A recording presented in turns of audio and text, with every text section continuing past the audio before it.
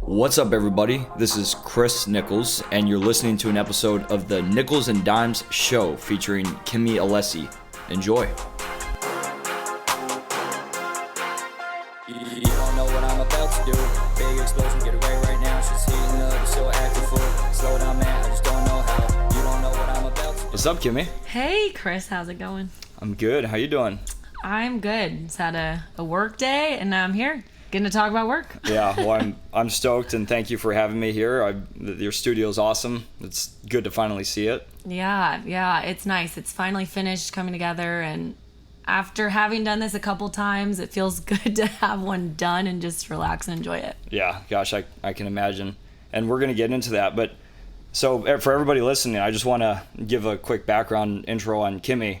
Kimmie Alessi, I'm here with her today, who's actually a close friend of mine, but I'll start with a high level of her background. Kimmie is currently the owner and CEO of her business, Salt and Rind, which is a skincare studio that offers various treatment services and a retail line founded in 2020. Quite the year to start a business, especially for what you do. But she's originally from Sacramento, California, has spent most of her adult life between the Bay Area and San Diego, and I am here in her studio now, and it's very impressive. It's great to see you. Thank you again for having me. How are things going? Good. I feel like finally things are going smoothly. We'll talk heavy about what it's like to be the life of an entrepreneur, but Yeah.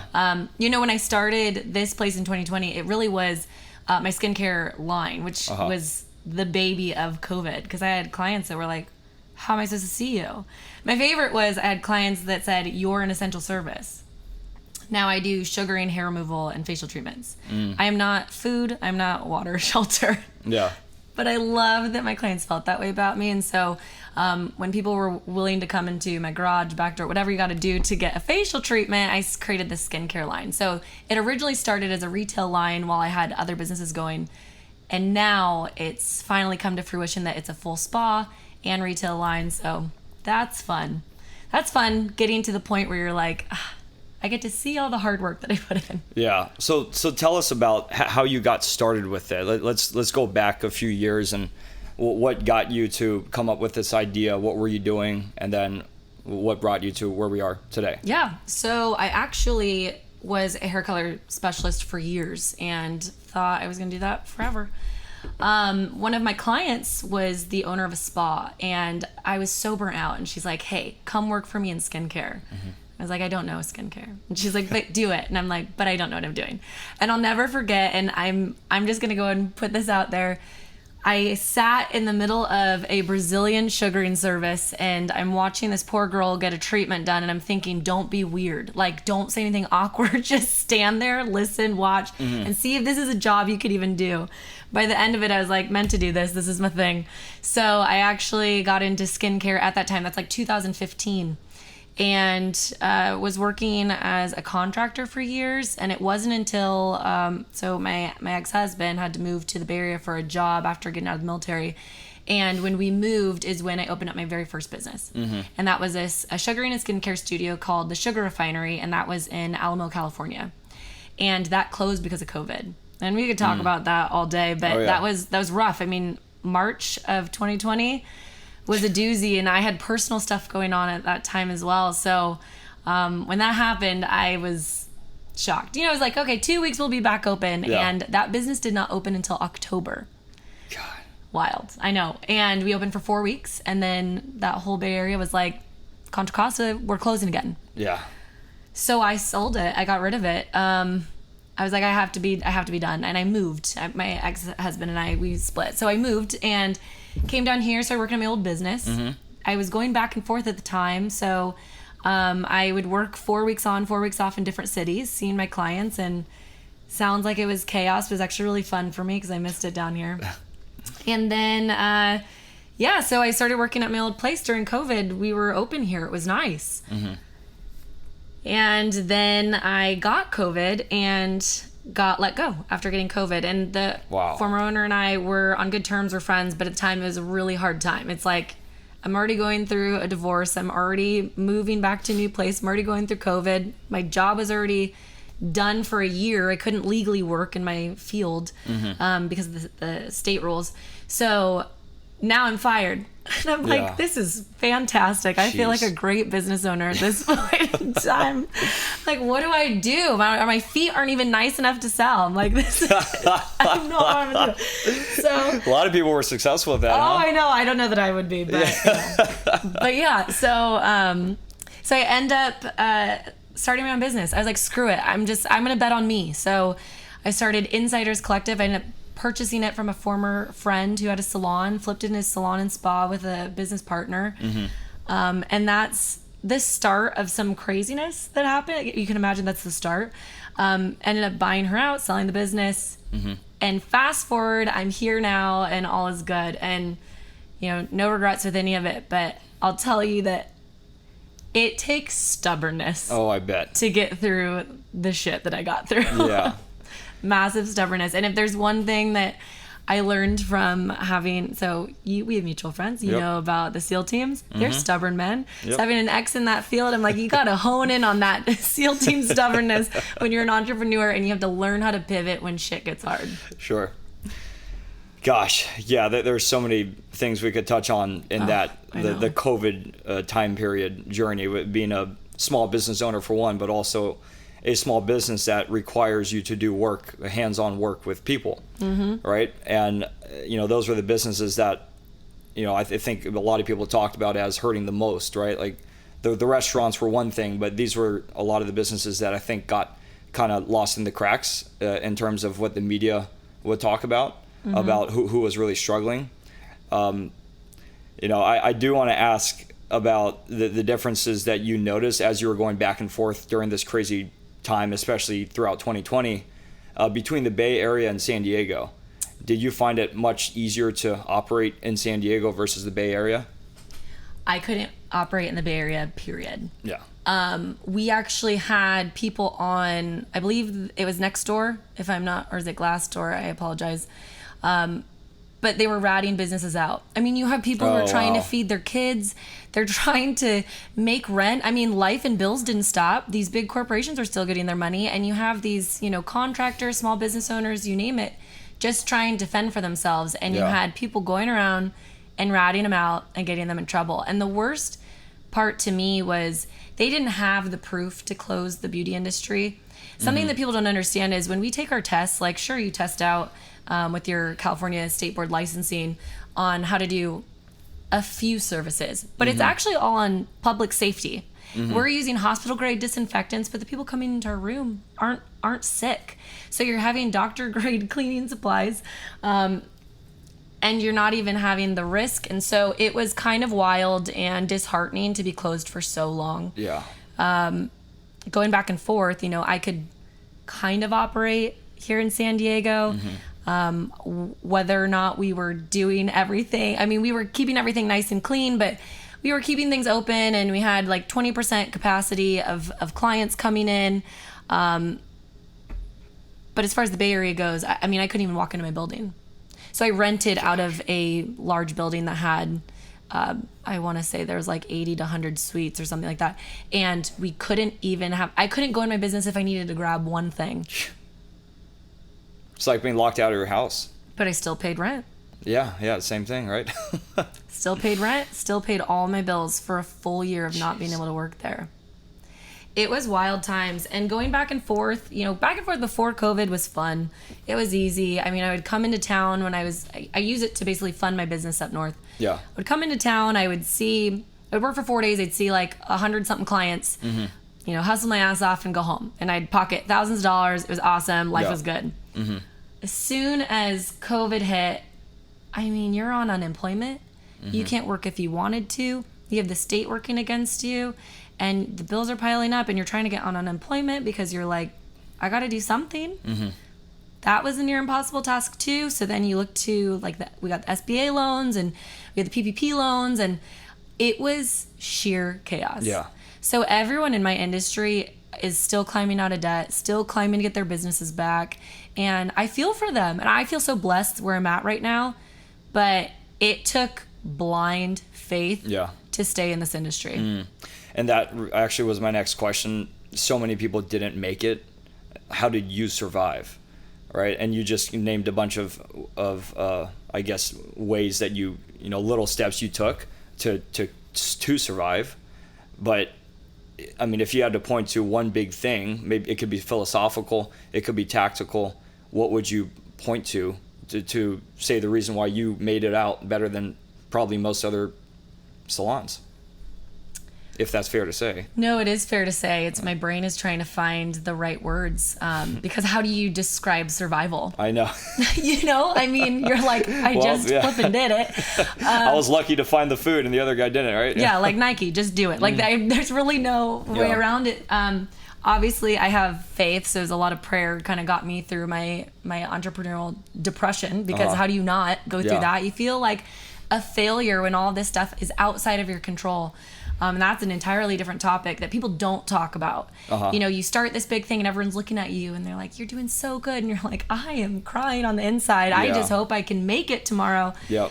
As far as what is one thing that got me through it, it's just that I refuse to quit. Yep. I refuse. I love it. just can't help but feel like I refuse to stop and look around and think, wow, this is it, and move the other direction. No, like I want to see it through to the end. I want to see myself get to that place of success and excitement and joy and pride. You know, I wanted to follow through with that, and I didn't care how long it would take. I just have to make sure that I get that happy ending, right? Yeah. So, not quitting. I love it. Well, you know, and for everyone listening, that what Kimmie just talked about, this is actually a big goal of mine in this series, you could say, of my focus on entrepreneurs who are in my network or out of network perhaps, but usually of smaller businesses. You know, I want these stories to be inspirational, but I also I really want to get the raw struggles that people went through. And Kimmie talks about the entrepreneurial depression. You know, that's a real thing certainly from what I hear in talking to business owners out there.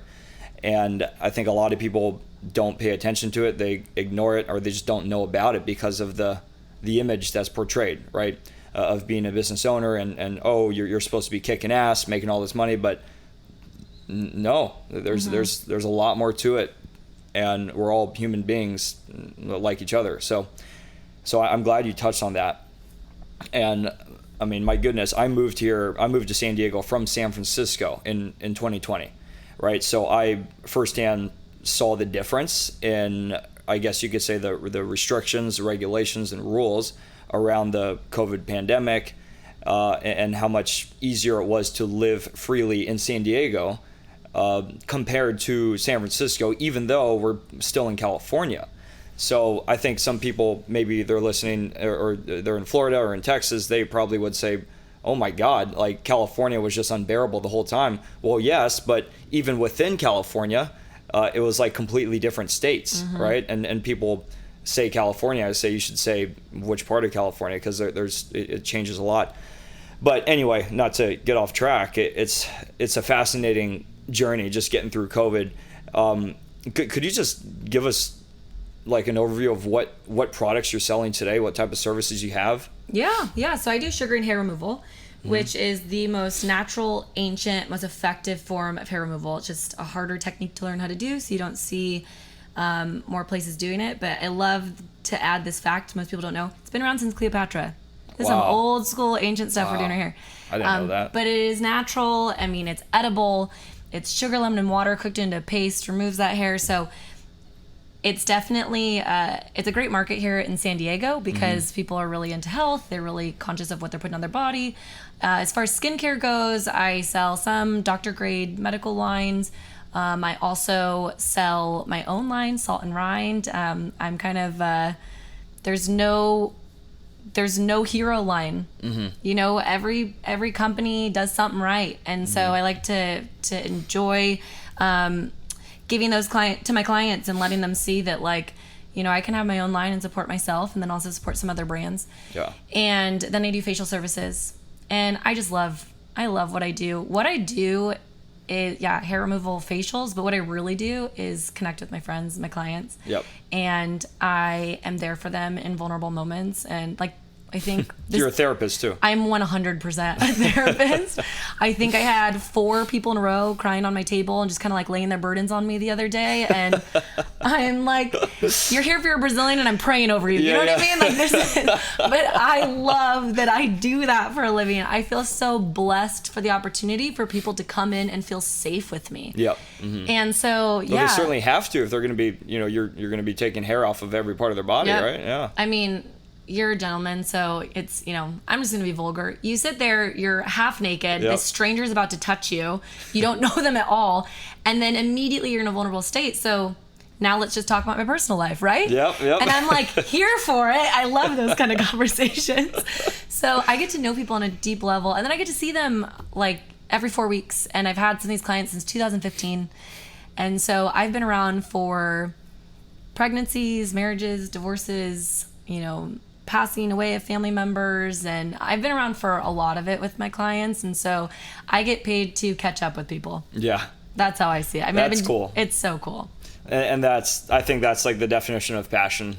Being passionate about what you do is if you can have that perspective, you're not looking at it as work in a way. That's pretty amazing. Yeah. Right. And every job is going to have its hard parts to it, of course. So what do you have a favorite service or product that you sell, or one that's been the most successful? Actually one of my favorites is one that I'm offering now, which is a natural sculptural facelifting. So it's using massage techniques to really give you a natural lift, really work the muscles around the jaw area. So it helps with like TMJ, helps get that lymphatic drainage. And what most people don't know is that when you hide and suppress a lot of emotions, some of it can get kind of trapped in your muscles. Yeah. So I get to do intraoral work. I know that sounds so, let's not take it sexual, guys. But my hands are deep in the mouth. Yep. And I'm working out the muscle tissue in the jaw from the inside out. And I've had clients cry on my table because it's such a release. You don't even realize you're holding that much tension. And so I think it's basically a massage. It's a massage, okay. But you're working the facial muscles, and think about how much emotion is trapped in your facial muscles. So that one's been the most satisfying for me to see my client. I mean, they leave. They're so relaxed. They've had a release.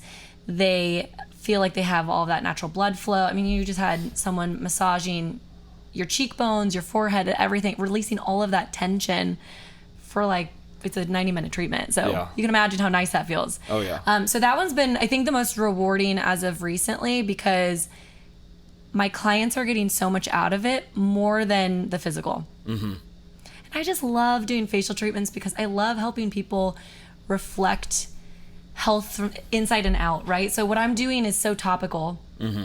But what I love is, I don't know, most people don't know this about me, and I don't even know if you know this about me. I have a birthmark on my face. Obviously been born with it, so I've had it my whole life. And it made me very self-conscious as a kid. I was in second grade. I'm wearing like full powdered makeup, and I was constantly trying to hide it, or, wear full makeup going to, I don't know if you know what Sunsplash was. It was in Sacramento, but like a water park. And, as a kid, I'd get teased, I'd be called Rosie, you name it. And so as a kid, I learned very quickly to pay very much deep attention to someone's character and not their physical. So at 8 years old, I asked my mom, hey, Mom, Dad, can I please get laser removal on my face? I'm a kid. How do I know what this is? But I said, I want it gone. And my parents honored that because they're like, she's so adamant.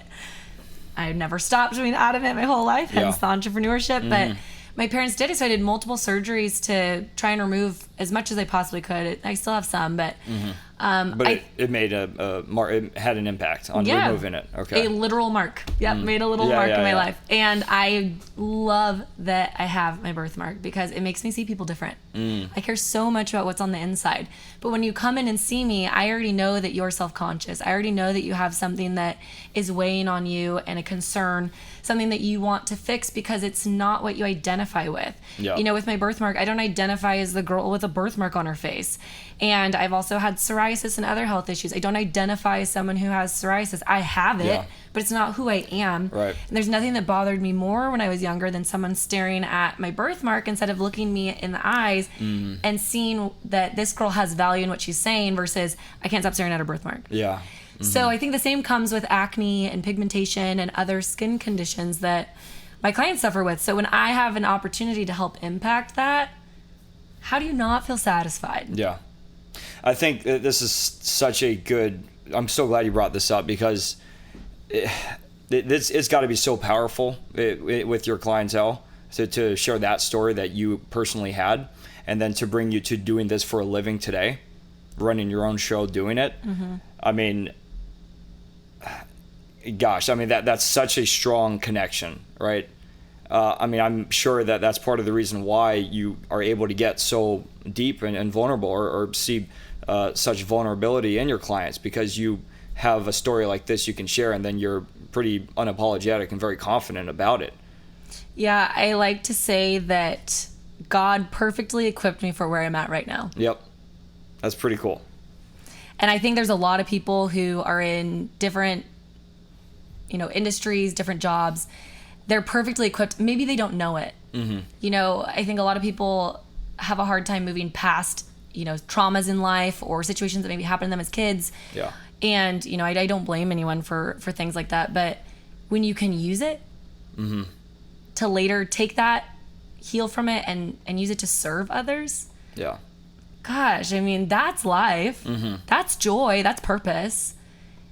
And to have that that compassion for people, like, I'm not just doing this because I like pretty products and it's girly. No, not at all. I do this because I know how people feel deep down inside, and I want to bring that joy out of them. I want people to feel confident in their own skin. Like, that is such a gift for everyone to tap into. Yeah. So yeah, I like what I do. That's awesome. Gosh, and so I'm sure your the clientele, the ages you get, they're all over the map. All over the map. I get I love one of the comments that was made to me. I had a great staff at my old salon, and I had a woman of color who worked with me, and I loved that. And she commented and said, "I love that you work on all skin types. Every client that comes in looks different than the next." And that is my favorite, because I can work on everyone. Yeah. I can work on everyone. We all have the same skin. That's so interesting. I never even thought of that. Are there some salons that say, hey, we only do this type of skin, or even skin color, because of the products that you have? Not so much skincare, but hair, there's definitely different niches. Definitely, yeah. And like, you got a black barbershop, right? Yeah. I can't go there, right? Yeah, there's different textures, different tools, different ability. I have fair blonde hair. That is actually really a funny point. When I was a hair colorist, I worked in Chula Vista, and I was like right near the border, and I'd say like 90% of my clients would come from over the border and didn't hardly speak any English.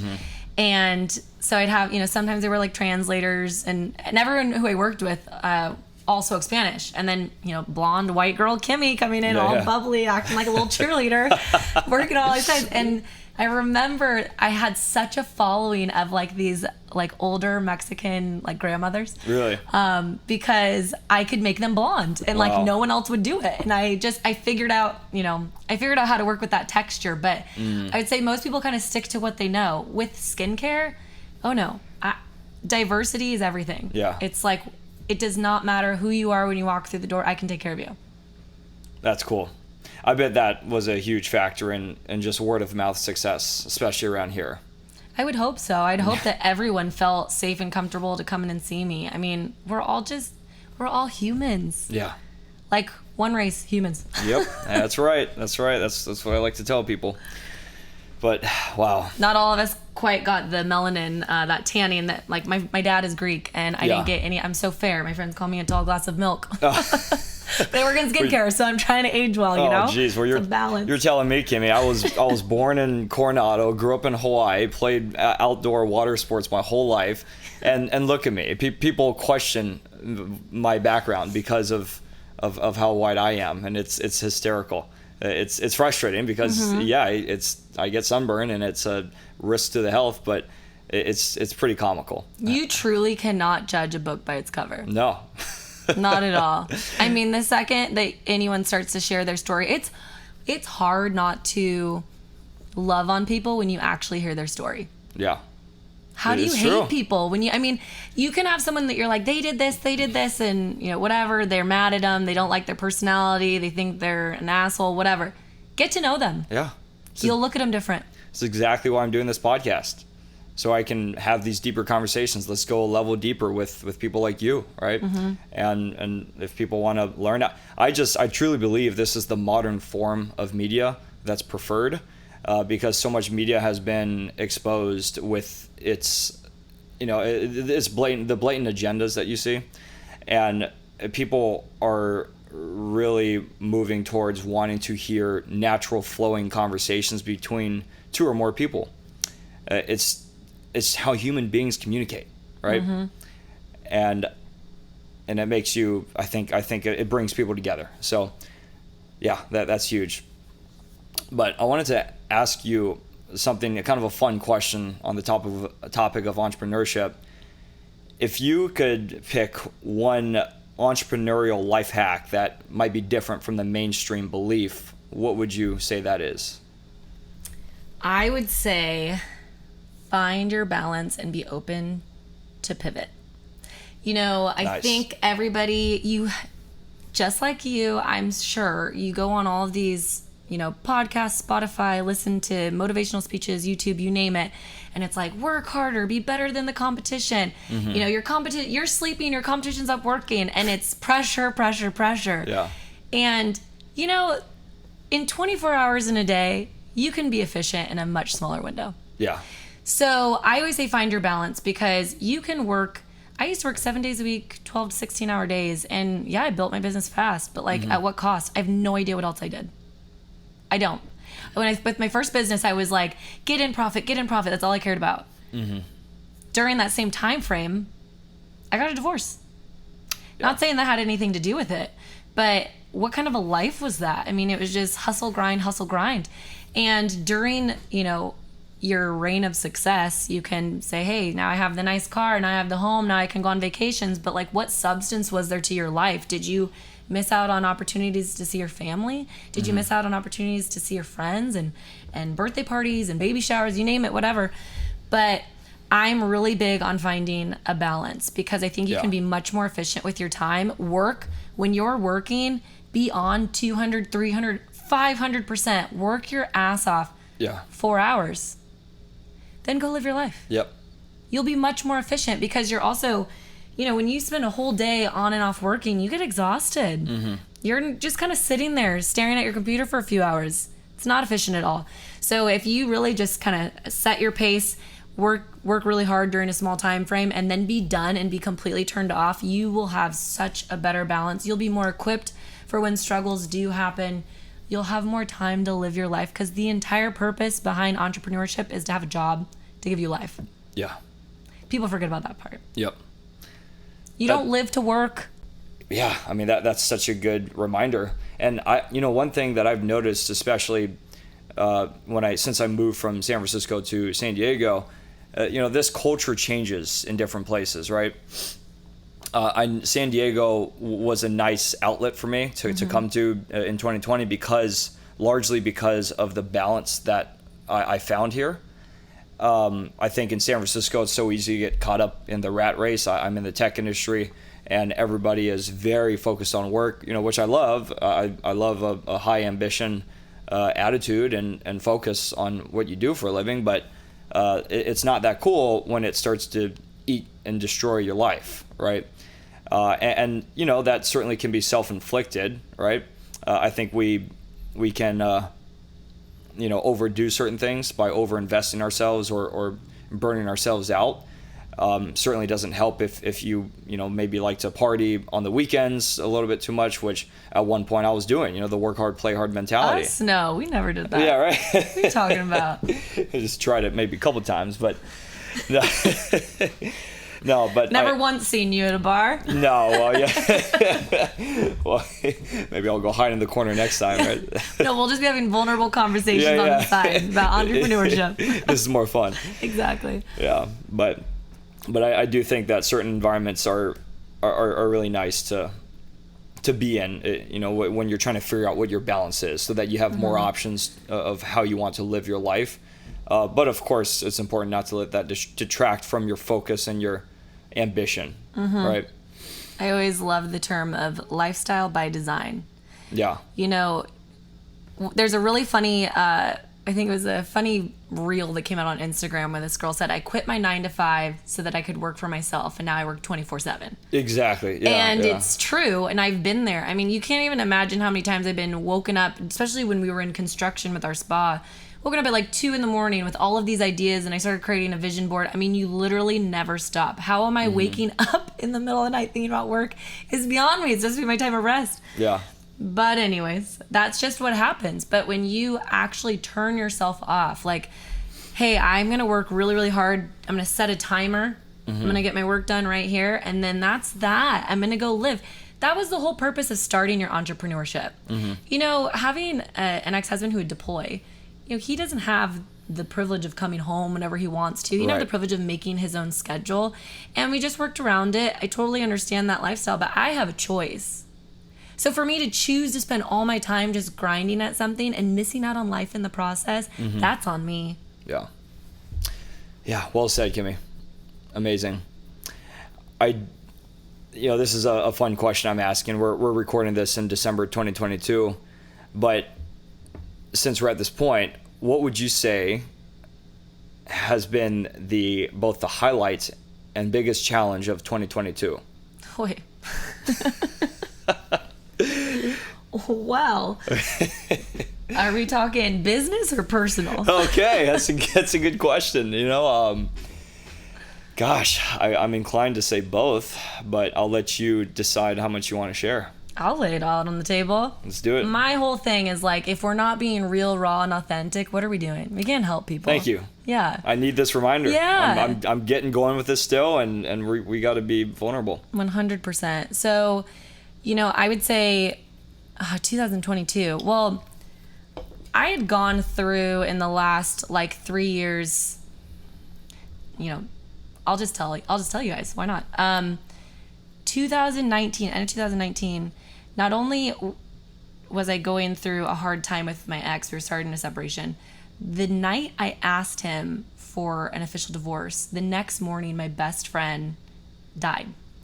And she was someone that I worked with at my old spa. So when I got fired from that spa, it cut deep because, I was working with her furniture in my room. It made me feel at home, like she was still there. And that was a hard time for everyone who worked there.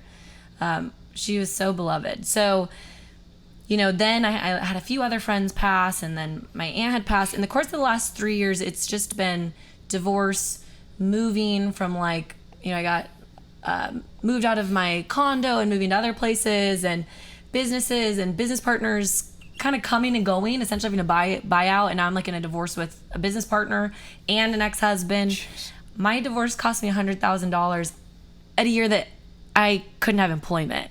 So you can imagine, entrepreneurship is hard, but nobody talks about the fact that we also have a life going on behind closed doors. Right. Mm-hmm. There are better seasons to start a business. I will say that.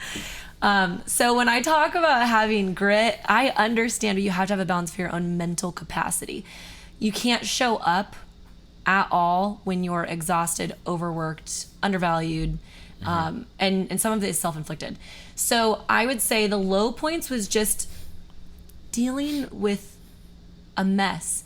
Not only did I open up a business in here, I ended up expanding into 4 different loft units. Not by choice. It was kind of something that the property manager pressured me into as its own thing. So I ended up taking 4 loft units over, and it became too big for my business partner. So she's like, I'm out. Owning is too hard. I don't want to do this. I don't want to manage anyone. I don't want to own anything. I thought you would buy it with me, and you would do all the work. Her words. Yeah. And I'm like, not how owning works. So I didn't have that choice, and it got put on me. There's a lot of things that happen out of my control, and it's something I can just laugh about now because I love where I landed. And it actually is working for me because I've come full circle. God has an interesting way of getting your attention. And I was actually at a church service the other day that said, when you're at your lowest in life, you're at your highest with him. And that is what made my faith so much stronger, which has helped me to have so much joy through the process of hell. Wow. So I would say there was a lot of opening of problems and then a lot of closing of doors in 2022. So coming to the end now, everything's finally clearing up. I mean, there's so many nitty gritty of things that I could go deep into, and we could be here all day. Yeah. Like, even my business lawyer, we laugh about this all the time. She's like, I don't know anyone who has to deal with other people's shit more than you do. I'm like, I don't either, but whatever. I obviously have a capacity for it. So, I would say there's no one thing. I think managing a personal life while also trying to be a leader and then try and sell a business and then try and start another one has just been a journey. I can't really describe it any other way. It's just been a journey, and I'm so sick and twisted because I 100% would do it all over again. And that's why we're friends, Kimmie. Yes. Like, fuck, that was hard, but I love where I landed. And I just feel now like I have so much appreciation for what I have in this moment. And then I just talked about this the other day. You know, gratitude for what you have right now, not what you're going to get, not what you're working for, not what your goal is, not what your dream is, but what you have today, your surroundings. If you really took inventory of like the roof over your head, you know, the fact that you know where you're going to sleep at night, the fact that you know you want to eat later. Yep. I mean, there's so many things that we can be so grateful for, and I have an abundance of things in my business that I've built that have finally come to fruition that I'm so grateful for. So I would say my high right now is closing out the year knowing that all of that's behind me, and I'm just enjoying what God gave me. I love it. Nicely said, Kimmie. Wow.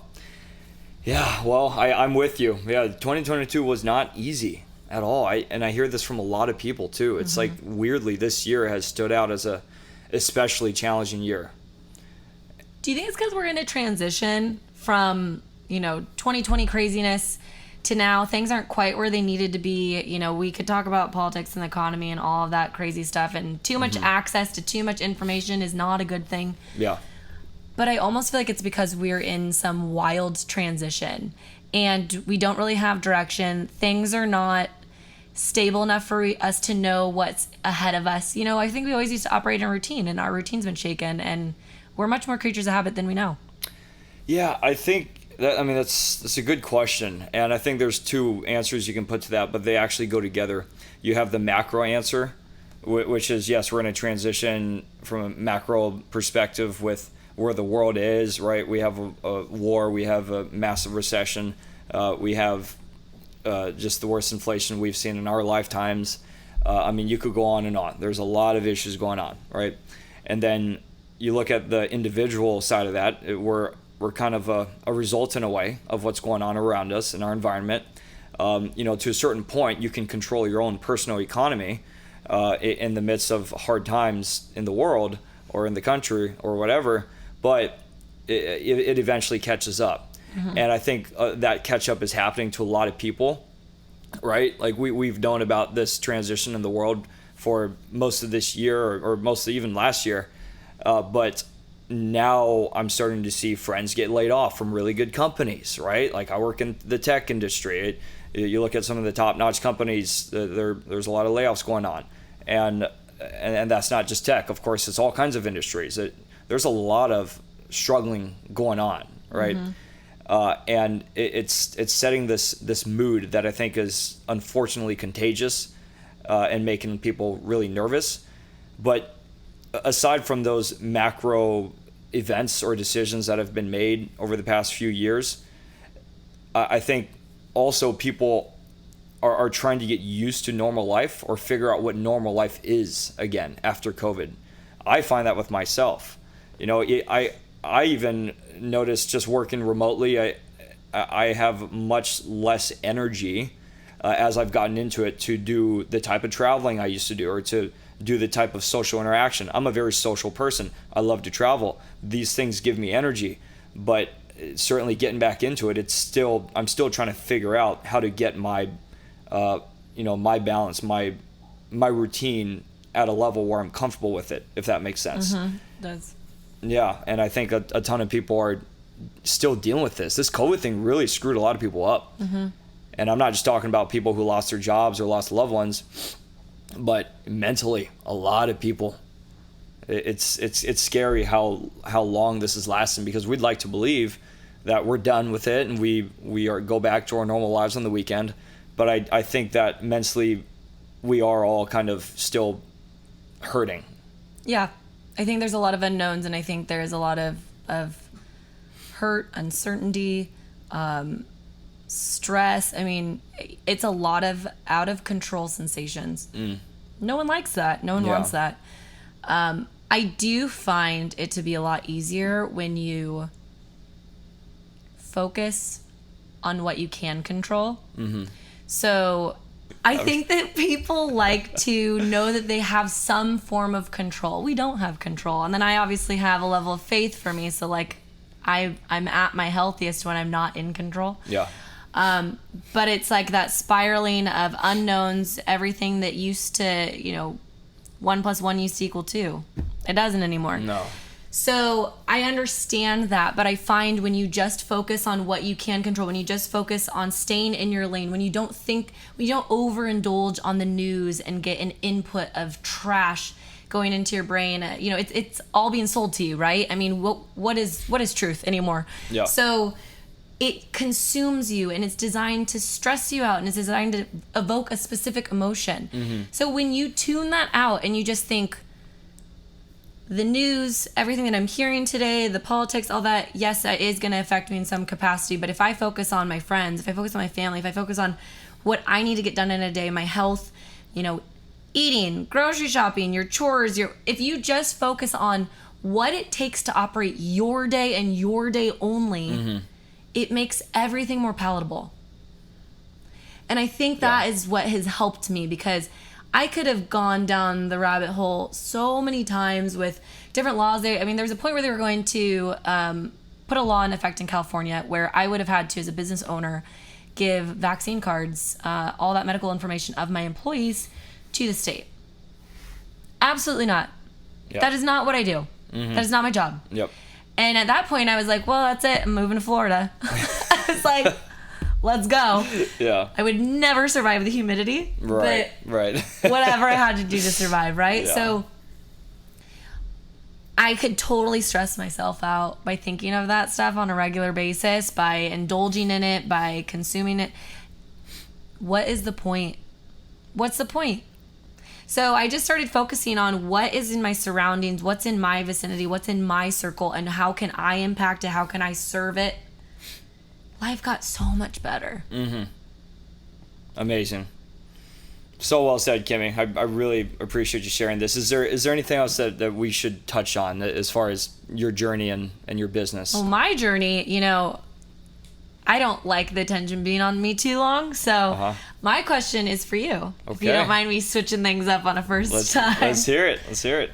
What is it that, because I love to know who's behind the podcast personally. You're so gracious with sitting and listening and learning about other people, but what's something you want people to know about you? Ooh. I've always been somebody who likes to build things, and I've been told by people who are very close to me, who I trust for quite a while, that I should do that whenever possible.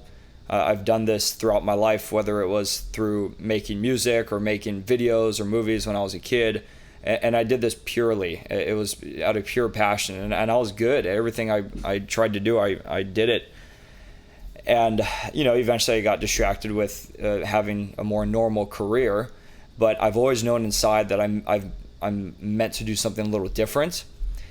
And I felt like over the past few years, I've met a lot of people, especially here in San Diego, who are pursuing these dreams that they have, and they're going for it, and I just love that. That's my philosophy on life. And I want to do something that's been in my head, or at least that's been calling me for a while now, which is to build a personal brand. And I think the podcast is the perfect way to do that, because I do believe I have a pretty diverse background to share in conversations with people. I think it allows me to connect with lots of different people. Part of that is because of stuff I've gone through. Part of that is certainly because I grew up in Hawaii. We could go on about that stuff, but I've lived in a number of different places. I've tried different things, and I want to share my experiences with the world in the form of basically promoting really interesting and genuine people that I come across in life. And I think in doing this, it'll help me improve skills that I just want to naturally improve at, like taking criticism and expanding my networking and conversational and interview skills. So even if this podcast doesn't go anywhere, it'll make me better. That's really the way I see it. Mm-hmm. So that's where I'm at now, and I'm absolutely sure that my articulation of how I'd answer this question will change over time. Yeah. But that's why I'm doing it. I hear from so many people. I'm someone who gets caught up in the details and the perfection before starting something because I want it to be good off the bat. But there really is something to be said for the counter argument of you just have to do it in order to know where it's even going to go. Well, it takes a entrepreneurship mindset to even go out and do something like creating your own podcast and grabbing people and asking if you can interview them, the works. And, this is an interesting concept that's a little out of the norm of what people would say in society and the things that you come across motivationally. Not everyone should be an entrepreneur. Yes. Not everyone should. And in having business owners that I've worked with and, just working with people in life in general, not everyone's equipped. Mm-hmm. But when you have that hunger for something greater, listen to it. Because on the other side, even if you fail a million times, because you will, I feel like business entrepreneurship and, any type of entrepreneurship, hobby, activity, nonprofit, you name it, it's like a pinball machine. Mm-hmm. And it goes every which way. Yeah. And if you can ride the wave on that, there's something so great on the other side. It might not look how you thought it was going to start, but at the end is something so much more meaningful. And so I'm super excited that you kind of stepped out in faith and are actually doing something that you're hungry for, because it doesn't matter what's going to happen, it's going to be good. Well, thank you. I thank you. And I need the encouragement. It's taken a while just to even get moving on this. We always come up with excuses before starting something new or big, right? Yeah. So thank you for that. I need to hear it. Of course. You're welcome. Well, Kimmie, one last fun question. Just based off what we were talking about and the type of people I'm looking for people like you to bring on the show, people who have a project or they own a business. I say I'm focused on entrepreneurs, but I'm not going to limit it completely to that, right? Mm-hmm. Do you have anyone in mind that you think would be a great person to have on the show?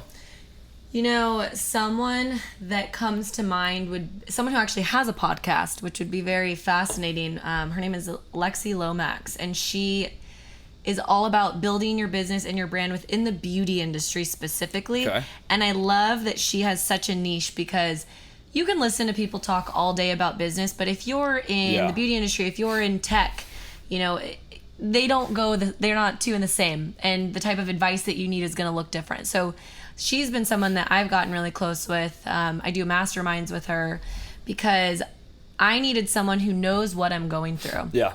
And I just love the way she thinks. She's practical, she's logical, she's efficient, and she's very good at what she does. And she is also an adorable human being. So love it. That would be a great person for you to talk to. Well, thank you. And I'll talk to you about how we can get in touch with Lexi. Yeah. Love that. So before we go, why don't you share your social media so people can find you? Yeah. So Salt and Rind Society.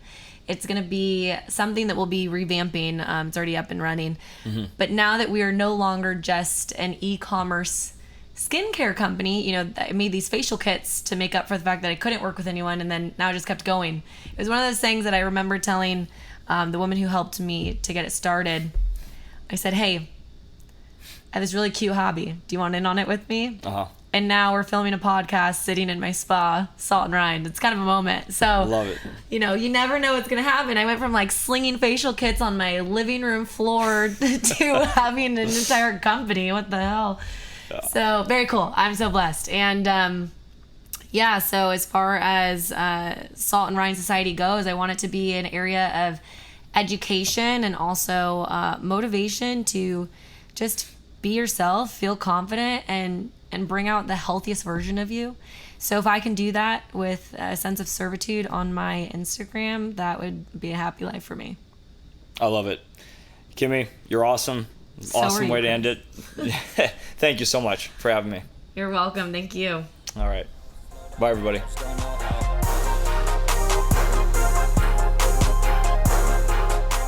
Thank you for joining our conversation today on the Nichols and Dimes Show. Please check out and follow my podcast Instagram at Nichols and Dimes Show. I'd love to have you subscribe to the show on Apple Podcasts or Spotify. You can also find it on my website. I welcome and encourage any feedback you can share in the reviews so I can continue to improve and develop the show. Thanks again, and see you next time.